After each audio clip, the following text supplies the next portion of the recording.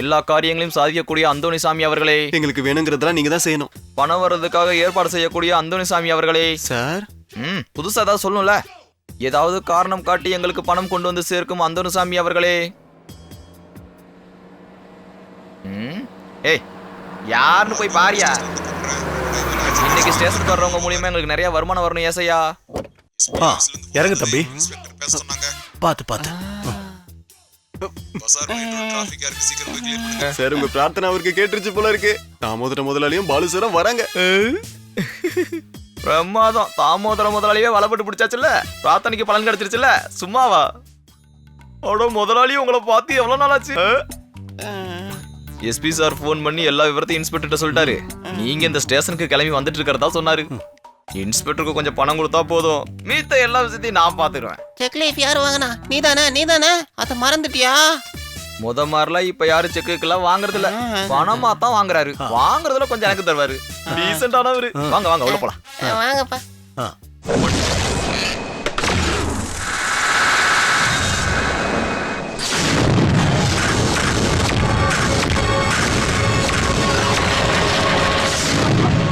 I am Lincoln George.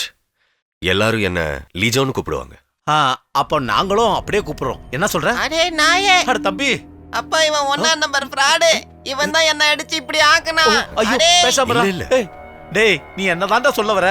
இவர் இப்போ வந்திருக்க புது இன்ஸ்பெக்டர் லிஜோ. ஐயோ அப்பா அது உண்மை கிடையாது. இவன் பொய் சொல்றான். இங்க நான் சொல்றேன்.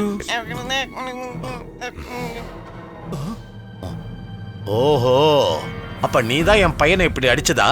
முதலாளி நீங்க என்ன சொல்றீங்க? பாலு நீ தமாஷ் பண்ணாத. போடா ஃப்ராடு. நீ தானடா அடிச்சு என்ன இந்த நிலைமைக்கு ஆக்குனது.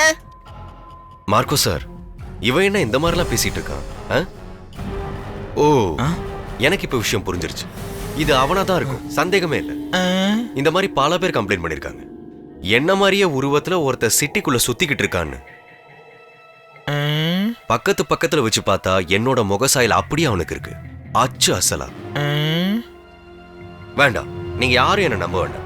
ஒரு வாரத்துக்குள்ள அவனை தூக்கிட்டு வந்து உங்க முன்னாடி நிறுத்துறேன். அப்படி இல்லைங்க இன்ஸ்பெக்டர், அது வந்து வேணாம் முதலாளி. உலகத்துல எந்த போலீஸ்காரனையும் பாதி மனசோட நம்பாதீங்க. ஆமா, ஒரு வாரத்துக்குள்ள வேலை முடிஞ்சிரும். அப்ப நம்புவீங்கல்ல? எனக்கு கொடுக்க பணம் கொண்டு வந்தீங்கல்ல, அது இப்ப வேணாம், ஒரு வாரம் கழிச்சே கொடுங்க. நாங்க உங்களை நம்புறோம்.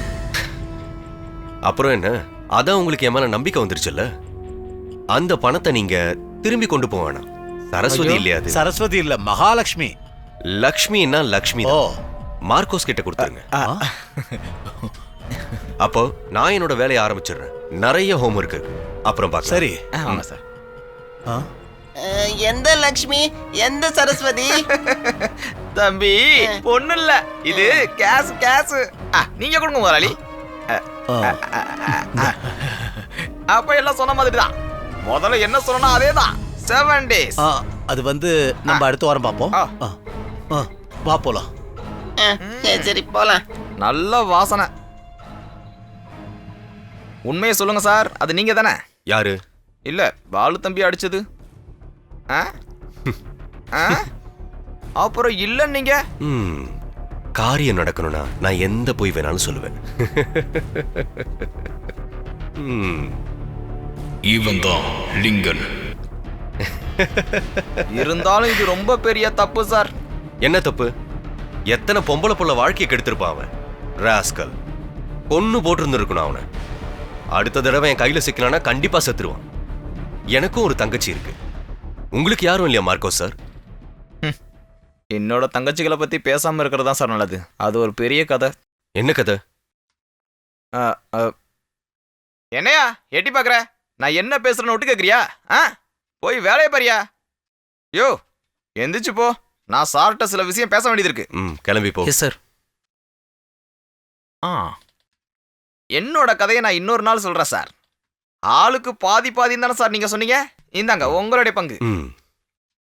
மிச்சம் இருக்கிற பணத்தை எல்லாம் நீங்களே பிரிச்சுக்கோங்க. பிரிச்சுக்கணுமா? முதலாளி காசு கொடுத்தத வேற எந்த போலீஸும் பார்க்கல. எல்லாம் பெரிய திருட்டு பயலுக சார். Thank you sir.